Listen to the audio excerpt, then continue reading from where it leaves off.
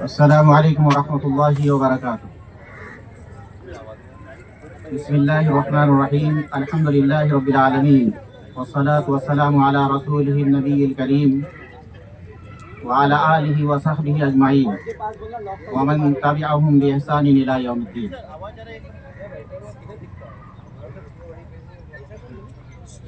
بلا تاخیر و تحمید کے، اس لیے کہ وقت بہت زیادہ ہو چکا ہے، لیکن رب کائنات کا فرمان ہے کہ وَنُنَزِّلُ مِنَ الْقُرْآنِ مَا هُوَ شِفَاءٌ وَرَحْمَةٌ لِّلْمُؤْمِنِينَ، کہ ہم نے قرآن کو شفا اور رحمت کے طور پر مومنین کے لیے نازل فرمایا ہے۔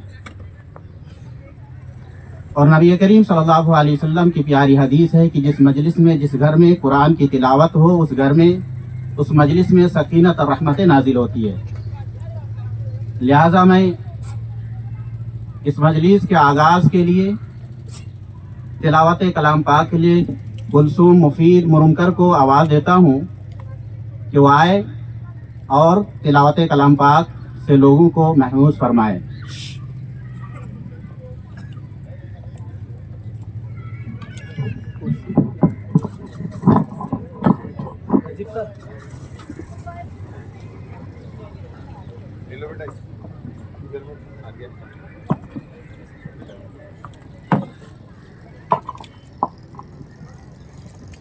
السلام علیکم ورحمۃ اللہ وبرکاتہ۔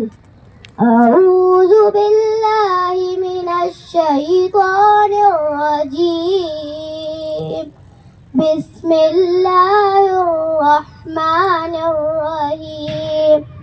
ارأیت الذی یکذب بالدین فذلک الذی یدع الیتیم ولا يحض على طعام المسكين فويل للمصلين الذين هم عن صلاتهم ساهون الذين هم يراءون ويمنعون الماعون۔ آمین۔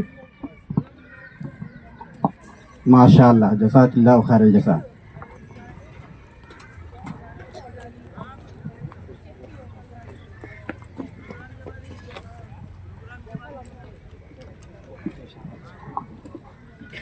بسم اللہ الرحمن الرحیم۔ شیخ محترم کو آواز دینے سے پہلے میں کچھ چند باتیں رکھنا چاہتا ہوں، شاہد کہ اللہ رب العالمین ان باتوں میں ہم لوگوں کے دلوں میں کچھ قرآن و حدیث کے تعلق سے، دین کے متعلق باتیں بیٹھ جائیں اور ہم اس کے مطابق عمل کرنے کی کوشش کریں۔ یوں تو کتاب و سنت کے نصوص میں جا بجا طالب علم کی ترغیب دی گئی ہے، طالبان علم کی فضیلت و منقبت بیان کی گئی ہے، طلبہ و معلمین کو دنیا و آخرت میں عظیم ثمرات سے بہراور کیے گئے ہیں، اور اللہ رب العالمین نے بہراور کیے جانے کا وعدہ بھی فرمایا ہے، لیکن کتاب و سنت میں طلب علم کے ساتھ ان آداب اور شرائط کی طرف خصوصی اشارہ کیا گیا ہے کہ اور اساسی آداب و شرائط کے فقدان پر سخت وعیدیں بھی سنائی گئی ہیں۔ چنانچہ ایک حدیث میں طلب علم کے آداب بیان کرتے ہوئے نبی کریم صلی اللہ علیہ وسلم نے فرمایا، من تعلم العلم لیباہی بہ العلماء ویجاری بہ السفہاء ویصرف بہ وجوہ الناس الیہ ادخلہ اللہ جہنم، رواہ ابن ماجہ۔ کہ نبی کریم صلی اللہ علیہ وسلم نے فرمایا کہ جو شخص اس لیے علم حاصل کرے تاکہ اس کے ذریعے علماء پر فخر کریں، نادان سے بحث و مباحثہ کریں اور جھگڑا کرے، اور اس علم کے ذریعے سے لوگوں کے چہرے کو اپنی طرف مائل کرے، پھیریں، تو اللہ رب العالمین اسے جہنم میں داخل فرمائے گا۔ تو کوئی بھی علم ہو، اسے ہم حاصل کرنے کے لیے ہمارا دل صاف ہونا چاہیے، نیت بالکل خلوص ہونا چاہیے، نیت میں للہیت ہونی چاہیے، اور ادب و احترام کا ہر وقت پاس و لحاظ رہنا چاہیے۔ بغیر تاخیر کے میں شیخ محترم یعنی فخر الدین سلفی حفظہ اللہ کو دعوت تربیت वालिदैन और तरबियत तलबा और तालिबात के ताल्लुक से दावत देना चाहता हूँ कि शेख आएँ और अपनी कुरान और हदीस की रोशनी में तरबियती तौर पर जब हमारे लिए और हमारे वालिदैन के लिए, बच्चों के लिए, तलबा और असातिज़ा हर एक के लिए मुफीद साबित हों। शेख बड़े अदब और एहतराम के साथ आवाज़ देता हूँ कि आएँ और अपने मौजू का खुलासा करें।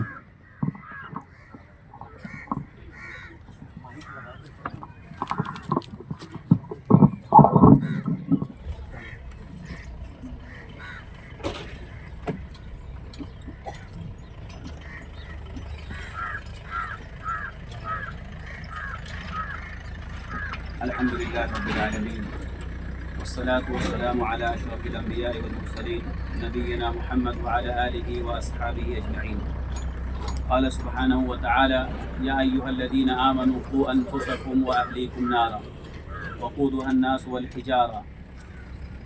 मोहतरम ज़िम्मेदारान और सरपरस्त हज़रात और बच्चों के वालिदैन और अज़ीज़ तलबा, थोड़ी देर जो आपके सामने गुफ्तगू करनी है,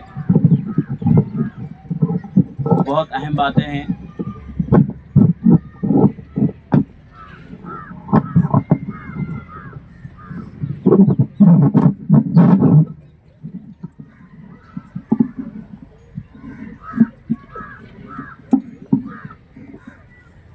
अल्लाह ताला ने फरमाया कि ए ईमान वालों, अपने आप को और अपने घर वालों को जहन्नम की आग से बचाओ। एक आग दुनिया की होती है कि अगर किसी इंसान के घर में आग लग जाए और वो कहीं भी बैठा हो और उसको कोई आके बता दे कि तुम्हारे घर में आग लगी है, तो वह आदमी हर चीज़ छोड़ के अपनी घर की आग को बुझाने भागता है। और कभी कभी वो घर को जलने देता है लेकिन घर में रहने वालों को बचाता है। एक इंसान दुनिया में अपनी बीवी बच्चों को आग में जलने से बचाता है, कीमती सामान को जलने देता है लेकिन बच्चों को बचा लेता है। लेकिन अल्लाह ने कुरान में कहा, ए ईमान वालों, अपने आप को और अपने घर वालों को जहन्नम की आग से बचाओ। जहन्नम की आग तो दिखती नहीं है, कैसे बचाएंगे? जो आग दिखती है उससे बचना और बचाना आसान होता है, लेकिन जो आग नहीं दिखती है उससे कैसे बचाएंगे? और अल्लाह ने हुक्म दिया, ए ईमान वालों, अपने आप को भी और अपने घर वालों को आग से बचाओ। बचाने का जो तरीका है, अली इब्न अबी तालिब रज़ी अल्लाह अन्हु फरमाते हैं कि बचाने का तरीका ये है कि अद्दिबूहुम वअल्लिमूहुम, अपनी औलाद को, अपने बच्चों को, अपने घर वालों को तुम अदब सिखाओ और तालीम दो, दीन का इल्म दो और उन्हें दीनी आदाब सिखाओ। यानी जहन्नम से बचाने का ज़रिया ये है कि अपने घर वालों को दीनी आदाब, दीनी तालीम दो। ये ज़रिया बनेगा उनको आग से बचाने का। इसलिए जहाँ औलाद नेमत है वहीं औलाद एक जिम्मेदारी भी है। क़यामत के दिन पूछा जाएगा, हर माँ बाप से इसका सवाल होने वाला है कि अल्लाह ने औलाद दिया तो तुमने औलाद के ताल्लुक से तुम्हारी जो जिम्मेदारी थी वो पूरी किया कि नहीं। और इस दुनिया में सबसे बड़ी जिम्मेदारी यह है कि अपनी औलाद को हम दीनदार बना के दुनिया से जाएं। याद रखें, इस दुनिया में सबसे कीमती अगर कोई दौलत है तो अल्लाह का दीन है। अल्लाह के दीन से बड़ी नेमत और उससे बड़ी कीमती चीज़ उस दुनिया में कोई नहीं है, कुछ भी नहीं है। जिसके पास अल्लाह का दीन है, चाहे उसके पास दुनिया की कोई चीज़ ना हो, वो आदमी कीमती है। और जिसके पास अल्लाह का दीन नहीं, उसके पास चाहे दुनिया की सारी दौलत हो, वो आदमी अल्लाह की निगाह में कचरे से बदतर है, जिसके पास अल्लाह का दीन नहीं। इसलिए अपने आप को भी और अपने घर वालों को दीनदार बनाना चाहिए। रोजाना हर दिन ये फिक्र हो कि अपने घर वालों को और अपने आप को दीनदार बनाएं। रोजाना कुछ ना कुछ दीन की चीजें दें, ये बहुत जरूरी है।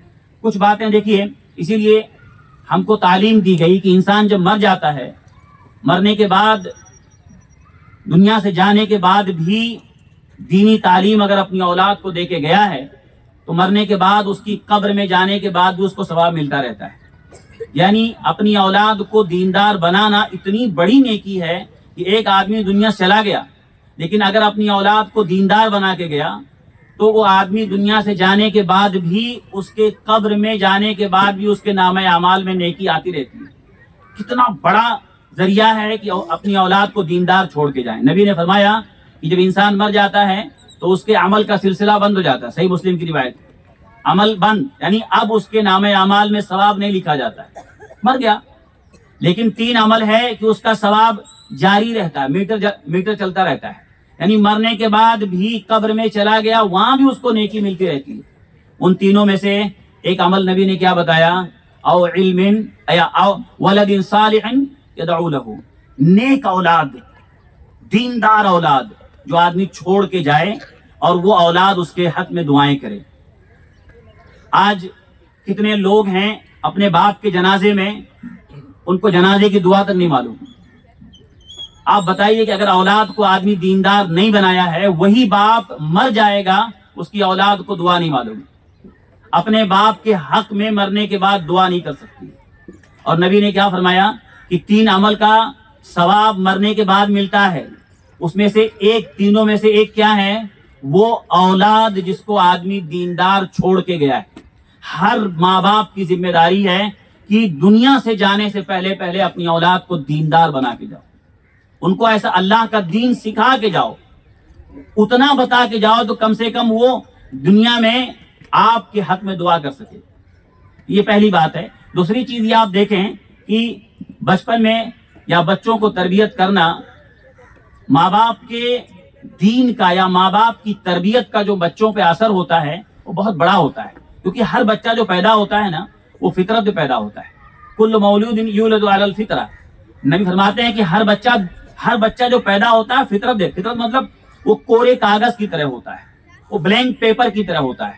اس پہ کچھ نہ کبیرہ گناہ نہ صغیرہ گناہ کچھ بھی نہیں ہوتا, ایک دم صاف ہوتا ہے. اب جو اس پہ لکھ دو وہ لکھا جائے گا.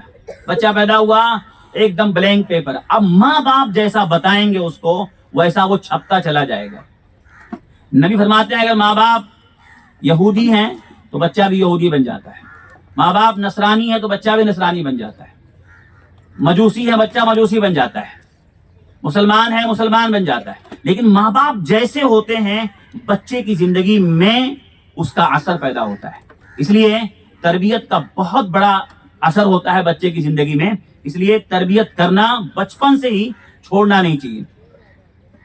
تربیت کرنے میں کن چیزوں کا دھیان دینا چاہیے, کیا سکھانا چاہیے؟ پہلے سب سے پہلی چیز جو ہر ماں باپ کو, ہر پیرنٹ کو, ہر سرپرست کو اپنے بچے کو سب سے پہلی چیز جو سکھانا ہے وہ اللہ کی توحید سکھانا ہے, اللہ کی پہچان کروانی ہے اس کو. وہ سب کو پہچانتا ہو اور اپنے رب کو نہ پہچانتا ہو, اس سے بڑی محرومی کیا ہوگی. آج ہمارا حال یہی ہے کہ ایک آدمی سب کو جانتا ہے, اپنے رشتہ دار کو جانتا ہے, ماں باپ کو جانتا ہے, دوستوں کو جانتا ہے, لیکن اللہ کو نہیں پہچانتا. وہ اپنے مالک کو نہیں پہچانتا ہے. قبر میں پہلا سوال کیا ہوگا؟ قبر میں 3 سوالوں میں پہلا سوال کیا ہوگا؟ من ربک, من ربک. سب سے پہلا سوال من ربک, یہ پہلا کوشچن ہے قبر میں. پیپر آؤٹ ہے ایک دم. من ربک, تو دنیا میں کس کو پہچان کے آیا ہے؟ تو دنیا میں سب سے بڑا کس کو مانتا تھا؟ تو دنیا میں سب سے زیادہ عظمت, سب سے بڑا مقام کس کو دیتا تھا؟ من ربک, تیرا رب کون ہے؟ دنیا میں کس کو مان کے آیا تو؟ آج آدمی اپنے رب کو نہیں پہچانتا ہے.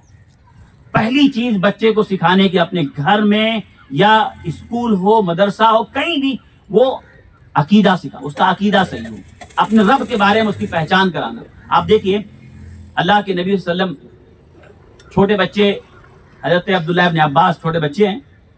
اللہ کے نبی صلی اللہ علیہ وسلم ایک بار نبی کے پیچھے سوار تھے, سواری پہ بیٹھے تھے. نبی نے بچے کو سکھایا. آپ کیا سکھا رہے ہیں دیکھیے. 8 سال کا بچہ حضرت عبداللہ ابن عباس, اور نبی سکھا رہے ہیں یا غلام, اے بچے میں تجھے کچھ کلمات سکھاتا ہوں, اس کو سنبھال کے رکھ, اچھی طرح اسے یاد کر کے رکھ. کچھ بتاتا ہوں اس کو بہت اچھی طرح یاد کر. اور نبی نے کیا بتایا کہ احفظ اللہ یحفظک. نمبر 1, اے بچے تو اللہ کی حفاظت کر, اللہ تیری حفاظت کرے گا. مطلب تو اللہ کے دین کی پابندی کر, اللہ کے دین پر چل, اللہ کے حکم کی پابندی کر، اللہ تیری حفاظت کرے گا. یہ پہلی چیز ہے. آج ہم کیا سکھاتے ہیں؟ میری مان، تو میری سن، اللہ کی سن، اللہ کی سن، اللہ کی مان کہیں بولتے. نبی فرما رہا ہے احفظ اللہ، اے بچے تو اللہ کی حفاظت کر، یعنی تیری زندگی میں اللہ کا قانون نہیں ٹوٹنا چاہیے. بچے کو معلوم ہونا چاہیے کہ کچھ تو، یعنی اللہ کا قانون کبھی توڑنا نہیں، اللہ کا حکم کبھی نافرمانی نہیں کرنا. تو نبی فرماتے ہیں اے بچے اللہ کی حفاظت کر، یعنی اللہ کے دین کی حفاظت کر، اللہ تیری حفاظت کرے.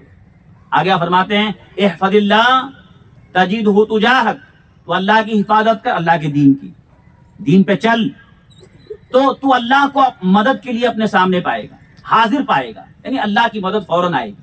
اور آگے آپ فرماتے ہیں کہ اے بچے جب تجھے مانگنا ہو تو اللہ سے مانگ، جب تجھے مانگنا ہو، مدد مانگنا ہو تو اللہ سے مدد مانگ. کس سے مانگ؟ اللہ سے مانگ. اور جب سوال کرنا ہو اللہ سے کر.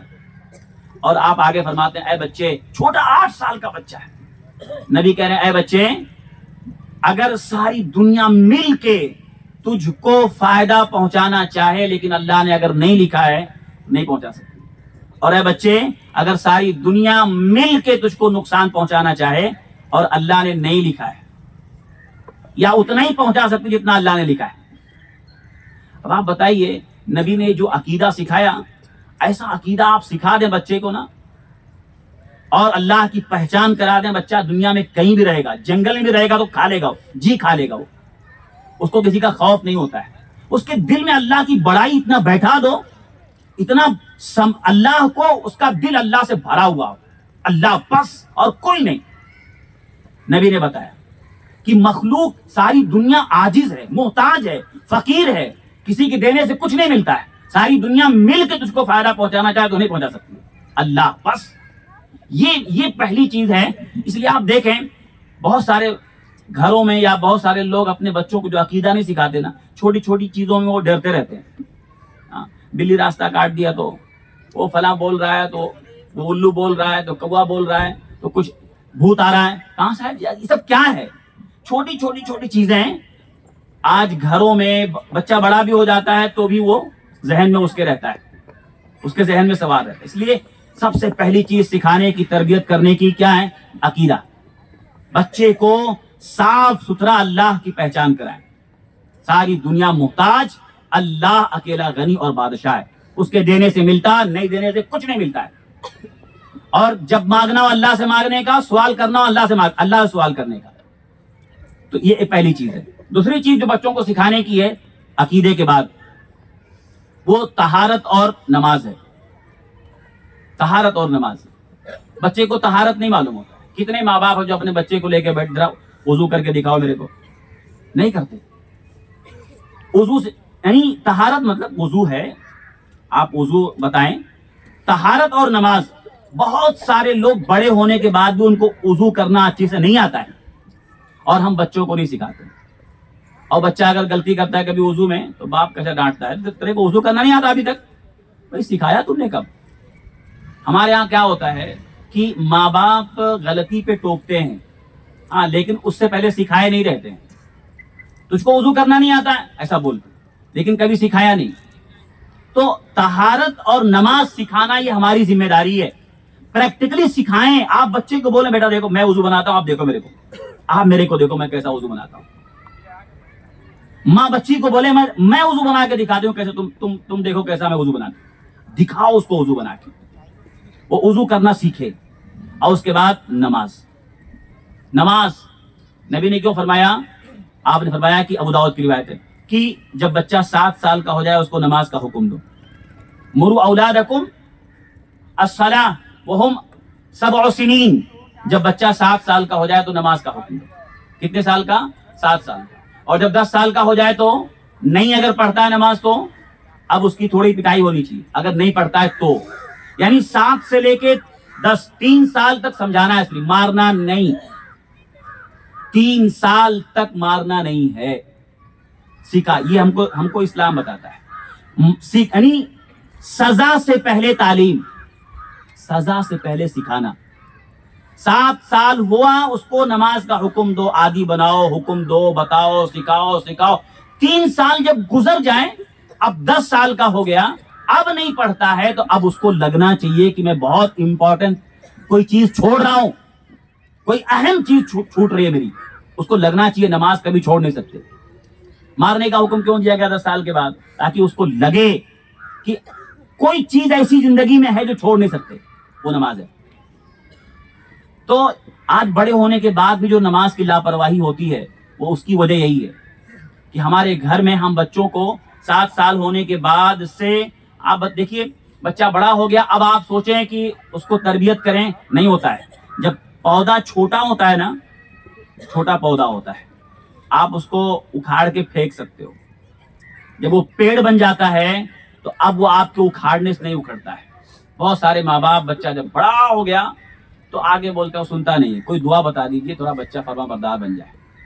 جب اس کو فرما بردار بنانا تھا تب نہیں کی۔ پودا چھوٹا ہوتا ہے، اس کو آپ اپنے حساب سے کھاد پانی دے کر کے جو چاہیں کر سکتے ہیں۔ پیڑ بننے کے بعد اب وہ نہیں کر، آپ اکھاڑ کے نہیں پھینک سکتے اسے، اب کاٹنا پڑے گا اسے۔ اس لیے 7 سال کا ہو جائے تو نماز کا حکم دو، اور جب 10 سال کا ہو جائے تو سزا ملنی چاہیے۔ سزا بھی ایسی نہیں کہ جو نشان ہو، سزا بس تعلیم کے لیے ہو یا سزا اس کی اصلاح کے لیے ہو۔ یہ دوسری چیز ہے۔ پہلی چیز جو سکھانا وہ عقیدہ، اللہ کی معرفت، اللہ کی پہچان کرائے۔ نمبر 2 طہارت اور نماز۔ طہارت میں ساری چیزیں آ گئی، استنجا وغیرہ کرنا، اس کی ساری چیزیں جو بھی ہے، اور طہارت میں وضو کرنا اور نماز۔ اگلی چیز، تیسری چیز جو سکھانا ہے بچوں کو، وہ آداب سکھانا چاہیے۔ آداب، جتنے بھی آداب ہے نا، بچے کو ادب نہیں معلوم ہوتا ہے، وہ سیکھ کے نہیں آتا ہے۔ کوئی بچہ سیکھ کے نہیں آتا ہے، یا کوئی بھی سیکھ کے نہیں آتا ہے۔ ہاں، بچے کو بس ایک چیز سیکھ کے آتا، سکھانا نہیں پڑتا ہے۔ بھوک لگے تو رونا سکھانا نہیں پڑتا اسے، وہ سیکھ کے آتا ہے کہ اگر بھوک لگی ہے تو رویا کیسے جاتا ہے، وہ اللہ اس کو سکھا کے بھیجتا ہے۔ لیکن اور کچھ سیکھ کے نہیں آتا، وہ سب کچھ اس کو سکھانا پڑتا ہے۔ تو آداب سکھانا ضروری ہے۔ آداب میں سب، کھانے پینے کے آداب، سونے جاگنے کے آداب، مہمان کے آداب، مسجد کے آداب، میزبان کے آداب، جتنے آداب ہیں وہ سارے آداب کی لسٹ ہونی چاہیے ہمارے پاس۔ طہارت کے آداب، سارے آداب کی پوری لسٹ ہے، وہ سارے لسٹ آداب کی ہمارے بچے کو معلوم ہونا چاہیے۔ یہی دین ہے۔ اگر ہم جہنم کی آگ سے بچانا چاہتے ہیں تو بچے کو آداب سکھانا ضروری ہے۔ تو آداب آپ لسٹ بنائیں، پوری کتابیں آتی ہیں، پتلی پتلی کتابیں آتی ہیں آداب زندگی کی، وہ ساری چیزیں ہم سکھائیں۔ بچے کو کھانے پینے کا، چھوٹا بچہ کھانے پینے کے آداب نہیں معلوم۔ دیکھیے اللہ کے نبی صلی اللہ علیہ وسلم کے پاس ایک بچہ بیٹھا ہوا اور نبی بیٹھے ہوئے ہیں، اور وہ کھانا کھا رہا ہے، پورے پلیٹ میں ہاتھ گھوم رہے اس کے، پورے پلیٹ میں۔ نبی نے بچے کو دیکھا، کہا یا غلام، اے بچے، قل سم اللہ، آپ نے کہا سم اللہ، پہلے بسم اللہ، اللہ کا نام لے، بسم اللہ بول، کل بیمینک، سیدھے ہاتھ سے کھا، اور کل مما یلیک، اور اپنے سامنے سے کھا۔ 3 باتیں بتائی، اللہ کا نام لے، سیدھے ہاتھ سے کھا، اور اپنے سامنے سے کھا۔ بچہ کھانے میں بہت گڑبڑی کرتا ہے، پورے پلیٹ میں ہاتھ گھوم رہے، گر رہا ہے۔ آداب کون سکھائے گا اس کو؟ آداب، جب بھی ہمارا بچہ کچھ بھی کھانے بیٹھے، پہلا سکھانا بسم اللہ، بسم اللہ۔ ہم بولیں اس کو، بتائیں بسم اللہ۔ کچھ بھی ہاتھ پینے جا رہا، بسم اللہ۔ اتنا عادی بنا دیں، اتنا عادی بنا دیں کہ وہ جب بھی کوئی بھی چیز منہ میں لے کے جا رہا ہے، بغیر بسم اللہ کے اس کے منہ میں جانا ہی نہیں چاہیے، چاہے وہ پینے والی چیز ہو چاہے کھانے والی چیز ہو۔ اتنی عادت بن جانی چاہیے ہمارے بچے کو کہ کچھ بھی منہ میں جا رہا۔ کیا ہوتا ہے، گھر میں آئے کچھ بھی پکڑا اٹھا کھا لیے، کچھ بھی نہیں۔ تو یہ آداب سکھانا کہ بغیر بسم اللہ کچھ نہیں کھانے کا، اور اپنے سامنے سے کھانے کا۔ پلیٹ پوری تمہاری ہے بھائی، لیکن سامنے سے کھاؤ، یہ ادب ہے۔ گرچہ پلیٹ تمہاری ہی پوری، لیکن اپنے سامنے سے کھانا یہ ادب ہے۔ اور سیدھے ہاتھ سے کھانا۔ اس لیے آپ دیکھیں بڑے ہونے کے بعد بھی سیدھے اور الٹے کا، یعنی دائیں بائیں کا فرق نہیں ہوتا۔ بڑا ہو گیا پھر بھی الٹے ہاتھ سے، کتنے لوگ ہیں الٹے ہاتھ سے؟ اور بہت سارے لوگ جو ہے، یہ جو فحش کار یا اس طرح سے جو اداکار ہوتے ہیں، ان کی اسٹائل میں آدمی پیتا ہے، الٹے ہاتھ سے پیتا ہے۔ تو یہ نقالی کرنا، یہ بھی ہم سکھائیں بچوں کو کہ نہیں، غلط ہے۔ ہم سیدھے، شیطان الٹے ہاتھ سے کھاتا، شیطان جو ہے جو شیطان ہوتا ہے وہ ہمیشہ بھائی الٹے ہاتھ سے کھانا کس کا کام ہے؟ شیطان. شیطان الٹے ہاتھ سے کھاتا ہے, الٹے ہاتھ سے پیتا ہے. جو آدمی الٹے یعنی بائیں ہاتھ سے کھائے اور بائیں ہاتھ سے پیے وہ شیطان کا کام ہے. تو یہ آداب سکھانا, سونے جاگنے کے آداب, کھانے پینے کے آداب, بھائی ٹوائلٹ میں جانے کا بغیر دعا پڑے نہیں جانے کا, کیونکہ ہمارے نبی نے فرمایا کہ وہاں پر شیاطین ہوتے ہیں اور بغیر دعا پڑے جانے کا نہیں. اللہم انی اعوذ بک من الخبث والخبائث پڑھ لیا, اللہ کی حفاظت مل گئی. تو یہ سارے گھر سے نکلنے کے آداب, گھر میں آنے کے آداب, سونے کے آداب, ساری چیزیں آداب زندگی, یہ تیسری چیز ہے جو ہمیں سکھانے کی ہے اپنے بچوں کو. اور چوتھی چیز ہے جو سکھانے کی ہے وہ قرآن کی تعلیم دیں. قرآن آداب کے ساتھ قرآن ضروری ہے. ہمارے گھر میں کوئی بھی شخص, ہمارا کوئی بچہ ایسا نہ ہو جس کو قرآن بہترین نہ آتا ہو. سب کو قرآن سکھائیں. اللہ کا کلام ہے, اس زمین پر اللہ کے کلام سے بہترین کلام کوئی نہیں ہے. فإن خیر الکلام کلام اللہ, سب سے بہترین کلام اللہ کا کلام ہے. ایک ایک حرف پہ 10 نیکی ہے. اس کو بہترین پڑھنا آنا چاہیے. تو قرآن سکھائیں. ایک تو قرآن سے گھر میں اور اس کی زندگی میں ثواب ملتا ہے, ثواب اس کی زندگی میں آتا ہے, اور گھر میں اللہ تعالیٰ کی رحمت آتی ہے, برکت آتی ہے. جہاں بھی قرآن کی تعلیم یا قرآن پڑھا جاتا ہے اللہ کے رحمت کے فرشتے وہاں نزول کرتے ہیں اور اللہ کی طرف سے خیر آتا ہے. تو بچوں کو قرآن کی تعلیم دیں, سکھائیں. یہ 4 باتیں ہوئی کہ سکھانے والی. نمبر 1 پہلے عقیدہ سکھائیں. نمبر 2 عقیدے کے ساتھ ساتھ طہارت اور نماز سکھائیں. نمبر 3 آداب زندگی سکھائیں, آداب پورے. اور نمبر 4 قرآن کی بہترین تعلیم دیں. کچھ چیزیں ایسی ہیں جو بچوں میں بہت زیادہ آتی ہیں, بہت ساری برائیاں اور بہت سارے عیب ہیں جو بچوں کے اندر بہت جلدی آ جاتے ہیں. ہمیں ہمیشہ بچوں پر دھیان دینا چاہیے. گالی دینا بچے بہت جلدی سیکھتے ہیں. ہمیشہ اپنے بچوں پر نگرانی کرنا چاہیے. بہت ساری ایسی برائیاں ہیں جو بچوں میں بہت جلدی آتی ہیں. جھوٹ بولنا, بعض لوگ بولتے ہیں بچے جھوٹ نہیں بولتے. کس نے بولا؟ سب سے بڑا جھوٹ یہی ہے کہ بچے جھوٹ نہیں بولتے. ہم بتائیں کہ جھوٹ ایک گندگی ہے, اللہ کو ناپسند ہے. جھوٹ بولنے والا کامیاب نہیں ہوتا ہے. اللہ اتنی گھن آنی چاہیے. ہم بتائیں, سکھائیں کہ جو اللہ کو ناپسند ہے اسے نفرت ہونی چاہیے. تو بچوں میں جھوٹ جلدی آتا ہے. وہ اپنے آپ کو سیف کرنے کے جھوٹ بول دے گا, اپنے آپ کو بچانے کے جھوٹ بول دے گا. لیکن ہماری ذمہ داری اسکول میں کچھ ہوا, کسی نے نقصان کر دیا, ٹیچر نے پوچھا کس نے کیا, میں نے نہیں کیا. اور پہلے بولے گا میں نے نہیں کیا. ہم بتائیں اگر غلطی بھی ہوئی ہے آپ بولو میں نے کیا ہے, تاکہ جھوٹ نہیں, لیکن جھوٹ نہیں. غلطی ہوئی ہے, ہو سکتا ہے سزا بھی مل جائے ٹھیک ہے, لیکن جھوٹ بول کے اپنی زبان گندی نہیں کرنے کا. جھوٹ بول کے اپنے نامہ اعمال میں گناہ نہیں لکھنے کا. غلطی ہوئی ہو گئی, بھائی غلطی جان بوجھ کے تھوڑی ہوتی, غلطی ہو گئی, لیکن جھوٹ نہیں بولنے کا. ہوا تو ہو گیا, ہاں بھائی آئندہ نہیں ہوگا, لیکن جھوٹ نہیں بولنے کا. بھی یہ ہم تعلیم دیں. بچوں میں جھوٹ جلدی آتا ہے. ایسی چوری آتی ہے بچوں میں جلدی. چوری سیکھنا, بچے چوری سیکھ لیتے ہیں, کبھی گھر سے, کبھی اسکول میں, کبھی کسی کے پینسل چوری کر لیا, کبھی کسی اور, کبھی کچھ ہوتا ہے. یہ بتائیں چوری ایک گناہ ہے, جرم ہے, اللہ کو ناپسند ہے. چوری نہیں کرنے کا, مانگ کے لینے کا. چاہے گھر میں ہو, ضرورت ہو تو مانگ کے لینے کا, لیکن چوری نہیں کرنے کا. یہ بتانا بہت ضروری ہے کہ اللہ کو کیا ناپسند ہے. چوری نہیں کرنے کا. تو چوری بچوں میں آتی ہے. ایسے آپس میں جھگڑے بچوں میں آتے ہیں, آپس میں لڑائی جھگڑے. بتانا کہ آپس میں سلوک اچھا, رحم والا سلوک ہونا چاہیے, مل جل کے کیسے رہا جاتا ہے. یہ ساری چیزیں. تو بہت ساری برائیاں ہیں, گندگیاں ہیں جو بچوں میں جلدی آ جاتی ہیں. ایک علماء نے پوری کتابیں لکھی کون کون سی برائی ایسی جو بچوں میں جلدی آتی ہے, ان سب کو رکھنا چاہیے. اور اپنے بچوں کے تعلق سے ہمیشہ احتیاط کریں. کون اور دیکھتے رہیں بچوں کے تعلق سے. ہمارے گھر میں ہمارا بچہ کچھ بھی لے کے آتا ہے, کہاں سے لے کے آیا بھائی؟ آپ نے پیسہ نہیں دیا, آپ لایا کہاں سے؟ چوری کر کے لایا ہے یا کہاں سے لایا وہ؟ یہ سب نگرانی کرنا بہت ضروری ہے.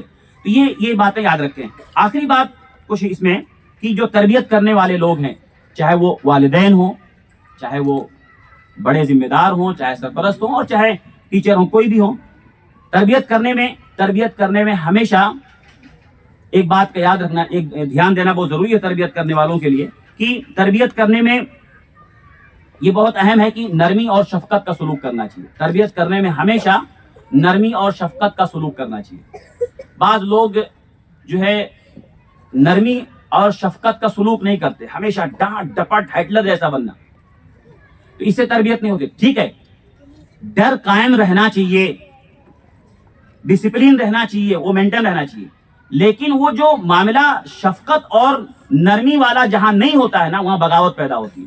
جو ماں باپ اپنے بچوں کی تربیت میں نرمی اور شفقت کا معاملہ نہیں کرتے تو وہاں پر بچوں میں بغاوت پیدا ہوتی ہے۔ یا تو بچہ احساس کمتری کا شکار ہو جائے گا، انفیریورٹی کمپلیکس میں ہمیشہ ڈرا ڈرا رہے گا، اور یا تو پھر وہ باغی بن جائے گا۔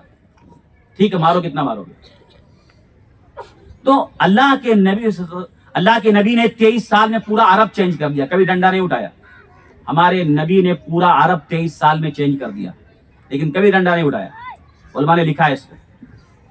تو اس لیے یاد رکھیں، نرمی اور شفقت کا سلوک ماں باپ اور ٹیچروں بہت ہی، ہمارے نبی کیسا سکھاتے تھے، سکھانے میں نرمی اور شفقت کا پہلو ہی رہنا چاہیے۔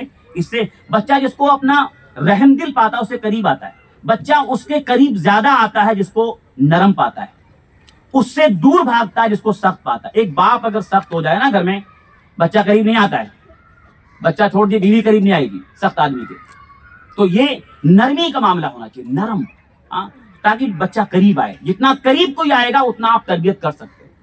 تو یہ بہت اہم چیز ہے۔ ایسے ہی دوسری چیز یہ ہے کہ تربیت کرنے میں والدین ہو یا جو بھی تربیت کرنے والے ہیں، چاہے وہ ٹیچر ہوں چاہے والدین ہوں، تربیت کرنے میں ہمیشہ یاد رکھیں کہ ہمارے اندر کوئی غلط چیز نہیں ہونی چاہیے، ہماری زبان ہمارے عمل کے اپوزٹ نہ ہو، ہم جو کہہ رہے ہیں اس کے خلاف ہماری زندگی میں عمل نہ ہو، ورنہ کوئی فائدہ تربیت کا نہیں ہوگا۔ آپ بچے کو بولیں جا نماز پڑھ کے آ، اور باپ گھر میں بیٹھا ہے۔ بعض لوگ بچے کو دیندار بنانا چاہتے ہیں لیکن خود دیندار نہیں ہوتے۔ باپ سگریٹ پیے اور بچے کو منع کرے، کیا اثر ہوگا؟ اتأمرون الناس، اللہ نے قرآن میں کہا کہ تم لوگوں کو حکم دیتے ہو بھلائی کا اور خود بھول جاتے ہو، اپنے آپ کو بھول جاتے ہو، وتنسون انفسکم۔ تو اللہ نے قرآن میں جگہ فرمایا کہ اللہ کو یہ بہت ہی زیادہ ناپسند بات ہے کہ جو تم کہتے ہو وہ کرتے نہیں۔ کبھی کبھی دیکھیے ہمارے عمل کی آواز جو ہے نا ہماری زبان سے زیادہ ہوتی ہے۔ آپ کم بولیں، آپ کا عمل اتنا، اس میں آواز اتنی ہوتی ہے کہ دیکھ کر کے آدمی سدھر جاتا ہے۔ تو ماں باپ جو بھی ہوں یا ٹیچر جو بھی، اگر ہم بچے کو جو بنانا چاہتے ہیں، ہمارا اخلاق، ہماری جو اندر ایسی کوئی برائی نہیں ہونی چاہیے، ہمارا کردار اچھا ہونا چاہیے تاکہ وہ دیکھ کر کے وہ اپنائے، ورنہ پھر وہ معاملہ سب خراب ہو جائے گا۔ آدمی بولے گا پہلے اپنا سدھرو پھر سدھارو، تو یہ جو معاملہ ہو جائے گا۔ ایسے ہی اور بہت ساری چیزیں اس میں ہیں کہ اصلاح کرنے میں ایک آدمی کیا کرے۔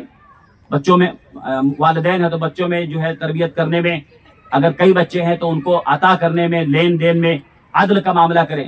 عدل کا بہت ضروری ہے ماں باپ کے لیے کہ بچے اگر ہیں، کئی بچے ہیں تو عدل کرنا، انصاف کرنا، ایک بچے کو زیادہ پیار کرنا، ایک کو کم، ایک کو زیادہ اس کے اوپر خرچ کرنا، ایک کے کم، اس سے بغاوت پیدا ہوتی ہے۔ بعض ماں باپ نہیں سمجھ پاتے بغاوت، بچہ بڑے سب اس کو معلوم ہوتا ہے۔ ہمارے نبی صلی اللہ علیہ وسلم کے پاس ایک صحابی بیٹھے ہوئے تھے، ان کا بچہ آیا، بیٹا آیا، اس کو گود میں بیٹھایا اور اس کو تھوڑا سا بوسا دیا۔ اس کے بعد تھوڑی دیر بعد بیٹی آئی وہی صحابی کی، تو بیٹی کو بازو میں بیٹھا لیا۔ تو نبی نے کہا کہ تم نے انصاف کیوں نہیں کیا؟ تو کہا اللہ کے رسول انصاف، کہا اس کو بوسا دیا، اس کو کیوں نہیں دیا؟ نبی اتنی باریکی سے دیکھتے تھے کہ عدل بہت ضروری ہے۔ جس گھر میں عدل نہ ہو بچوں میں، اس گھر میں بغاوت پیدا ہوگی بڑے ہونے کے بعد۔ عدل کریں بچوں میں، پورے بچوں میں عدل کریں، سب کے ساتھ انصاف والا معاملہ ہونا چاہیے۔ تو یہ چیزیں ہیں گھر میں، اور اس طرح سے نرمی اور شفقت کا ماحول اچھے اخلاق کے ساتھ کریں، اور بہت ساری چیزیں اس میں ہیں لیکن وقت اجازت نہیں دیتا ہے۔ یہ چند باتیں تھیں۔ آخری بات یہی ہے کہ اپنے گھر کو دیندار بنائیں، اور اپنے گھر کو اسلامی گھر بنائیں، اپنے گھر کو خوشحال بنائیں، اور اس کے لیے ضروری ہے کہ ہم اپنے بچوں کو اور اپنے آپ کو دینی ماحول میں ڈھالیں، تاکہ کل مرنے کے بعد جہنم کی آگ سے بچنا آسان ہو جائے۔ تو یہ چند باتیں تھیں۔ اللہ تعالی ہم سب لوگوں کو یہاں جمع ہونا قبول فرمائے، اور جو چند باتیں میں نے ٹوٹی پھوٹی زبان میں کہی، اللہ تعالی ہم سب کو، پہلے مجھے اور آپ سب کو، عمل کرنے کی توفیق عطا فرمائے۔ آمین۔ تقبل یا رب العالمین۔ سبحانک اللہم و بحمدک، اشہد ان لا الہ الا انت، استغفرک و اتوب الیک۔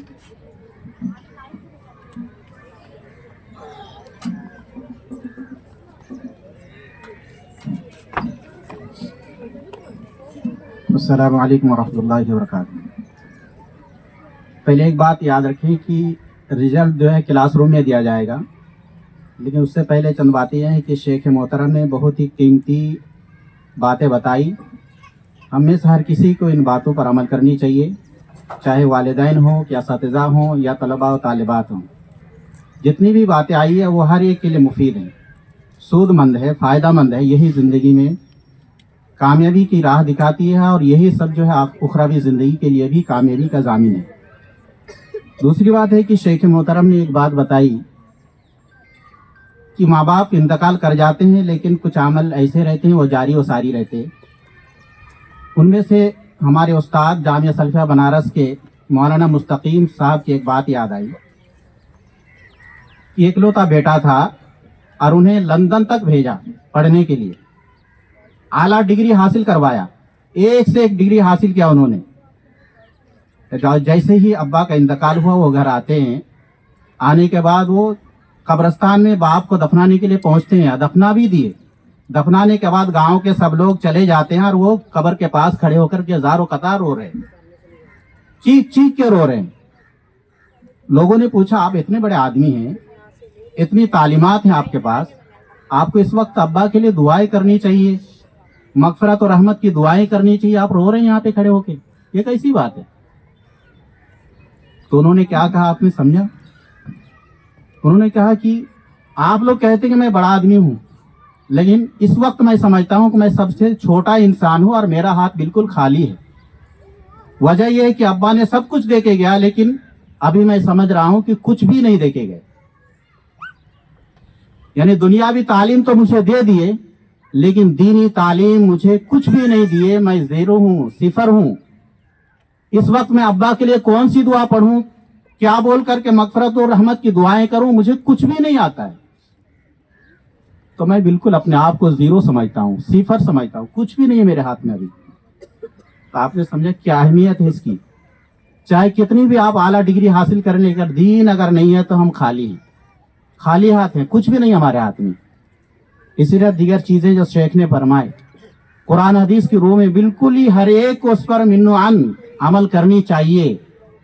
यही हमारे लिए मशाल राह है।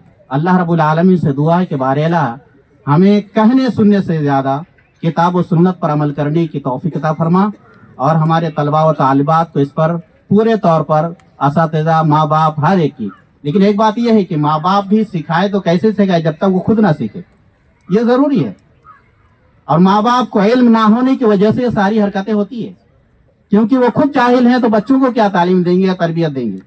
इसलिए पहली बात है खुद अपने आप को सीखना है, उसके बाद ही बच्चों में वो तरबियत हो सकती है, और नहीं तो कभी नहीं हो सकती है। अल्लाह रब्बुल आलमीन इस दुआ के पहले हमें अल्लाह इस बात पर अमल करने की तौफीक अता फरमा, आमीन।